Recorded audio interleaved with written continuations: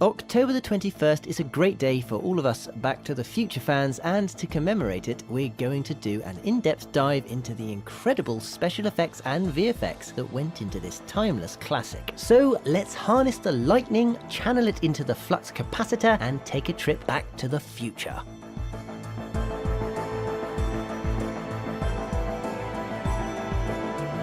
The Back to the Future trilogy isn't just some films about time travel. They're films about a young man and a crazy scientist risking everything they have in the present to change the past in the hope for a better future. Oddly enough, Industrial Light and Magic, the visual effects company responsible for the movies, did a similar thing, using everything they had learnt from the past and every tool available in the present to create some visual effects that belong in the future.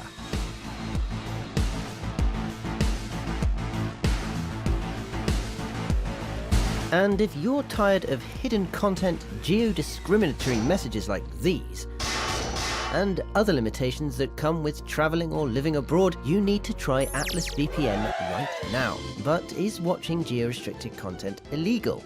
It says no. When you connect to a VPN server, your device is given a new IP, and all of your incoming and outgoing traffic is encrypted and decrypted through the VPN server. This gives you a good level of anonymity and data security. Atlas VPN excels at encrypting your data and hiding your virtual location, allowing you to unlock geo-restricted content easily and simply in seconds. Not only is Atlas supported on all devices, but it also comes with a data breach monitor, which constantly scours the internet and notifies you the instant it detects that any of your emails or passwords have been stolen. Atlas VPN is running a huge discount on their 3-year deal with a 30-day money-back guarantee.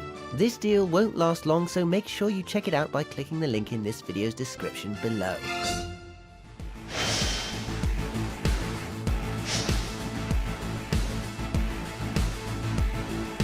The first film was made at a time when modern CGI and digital compositing didn't exist. All the effects animation was hand-drawn, one frame at a time, and then printed optically onto the live-action plates.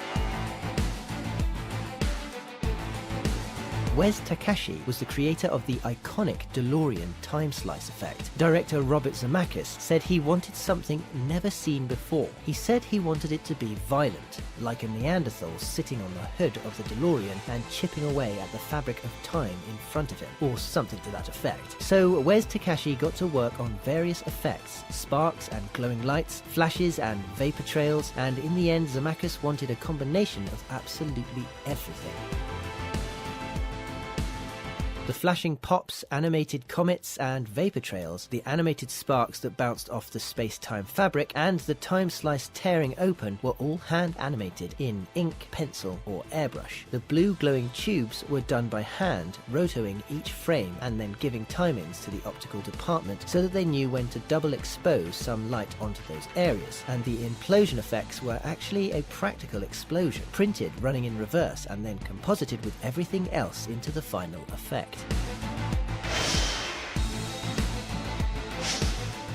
The second film was a combination of old techniques and modern solutions.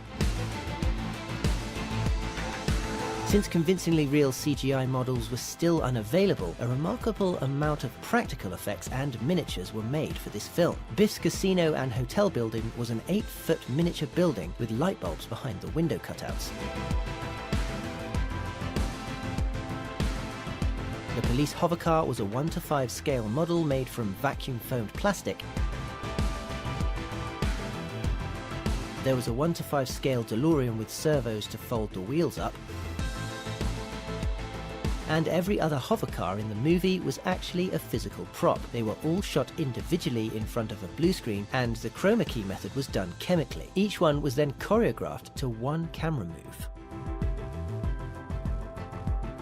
Perhaps one of the most interesting scenes in the movie, and one of the hardest because it took 3 whole days just to shoot, forced ILM to make an important innovation which was then used in multiple scenes throughout the movies.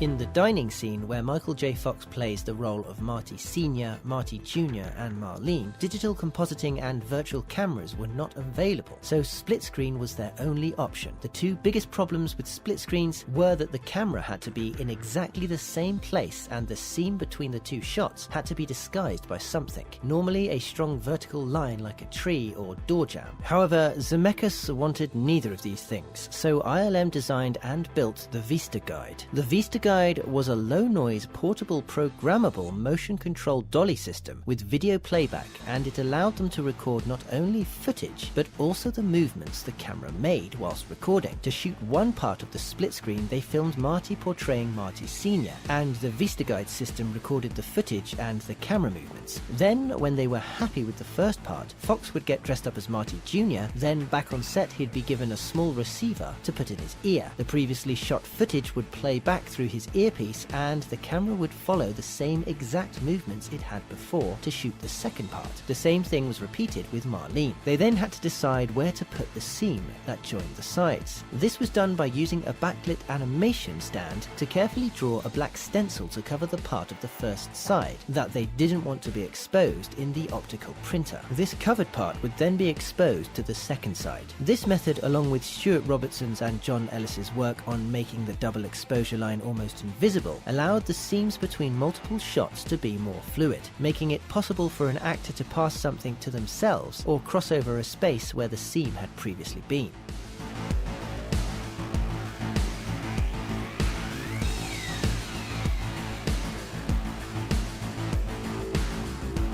Another breakthrough that was made towards the end of post-production would change the VFX history forever. Digital tools and film scanning were evolving, and although in this film computers were only really used for digitally removing wires, cables and rigs for the hoverboard scene, ILM's CG department was coming alive, and in Back to the Future 3 it would see digital effects assume a much more active role.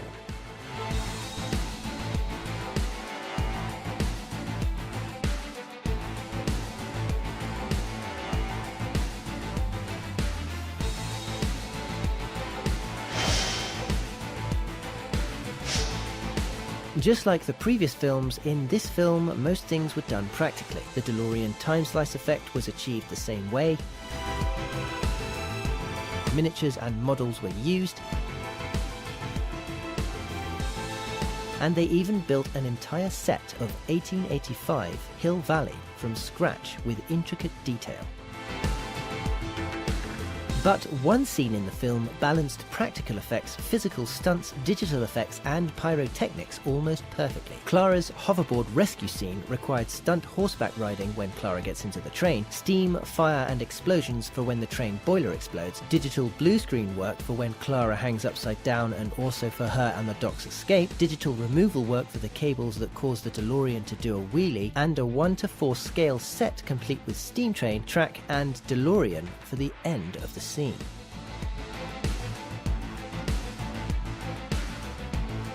As it appears with every classic film that stands the test of time, Back to the Future is a great story that everyone involved didn't just portray. They didn't just want to do it as quickly and as cheaply as possible. They tried to make it the best they could with what they had, even if that meant inventing new technology and techniques or taking 3 whole days to shoot a relatively short scene. The storyline is the centerpiece, the director decides how to tell it, the actors add the emotion, and the VFX add luster to make the story shine. So even though the VFX aren't perfect and certainly have their flaws, we don't notice them because the story shines so much brighter.